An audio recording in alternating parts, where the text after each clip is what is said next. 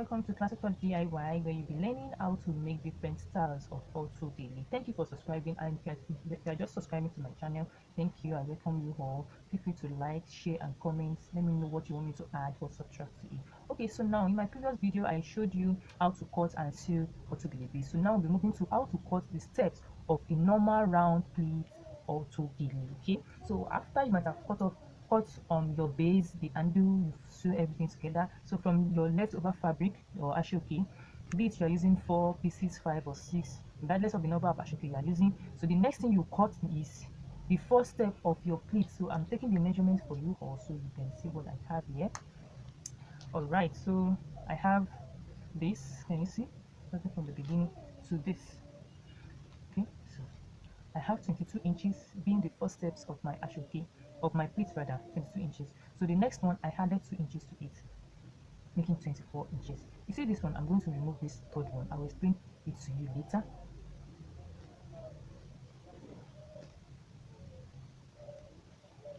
Let me rearrange it.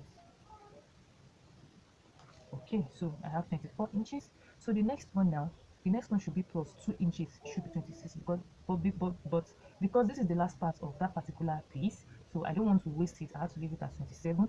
Okay, so you can either add plus 2 inches or plus 3 inches. So for the third step, so after the third step, I have plus 3 inches. Okay, plus 3 inches to make it 30. The ashoke phrase, so it has reduced the length, but I can still go with it, so to make it 30. So if you work with the normal measurement, that is 24 to 26, you should have 29 being the fourth steps here, but because I have 27 here, I had to add 3 inches to make it 30. Then the fifth one also, you add 3 inches to it from 3 inches also, should be 3 inches, can you see, to have 33 inches. So after the fifth steps, you start adding 4 inches to it, but this is all what my ashoke can cut. Okay, after the fifth step, you start adding 4 inches to it to cut the sixth, 4 inches again to cut the seventh, eighth and ninth. Just go on like that till you exhaust your fabric.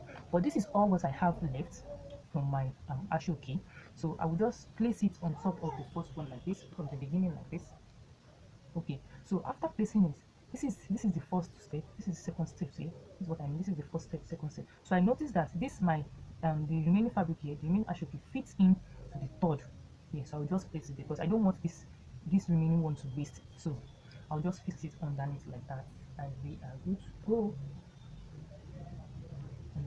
So that is also, I'll see you on the sewing machine now. Let me take it to the sewing machine where I'll be showing you how to join everything together. Come back to my channel. If you are just joining us, you're welcome. Thank you for subscribing, and make sure you click on the notification bell button below so as to be notified each time I drop a new video. Okay, so now for today we are going to be showing you how to join the steps of the pleat that we've cut earlier.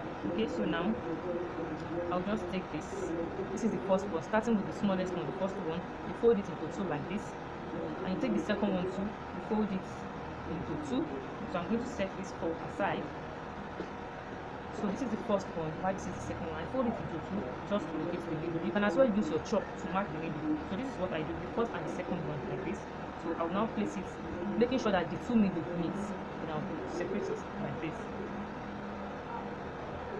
Alright, so we have excess here, and also we are going to have excess the other side. So I'll be joining this together straight down like, okay, so I'll join the two together. So I'll return it back to that position of folding. I'll fold it back, then take the third one also, and I'll also fold, put it at the middle like this, spread. You can use your pin, you can use chalk to mark it. I'm used to this method, spread, and you stitch all the way down. So that's how you're going to do for all the 6 steps. After this, you do the same thing for the other one. So I'm going to do everything, and I'll come back to show you how it is before we move to our dummy to finish the video. Okay, now so I've joined the 6 steps together, and so you see, so now I'm going to be showing you how to turn it into a beautiful round pleat autogele.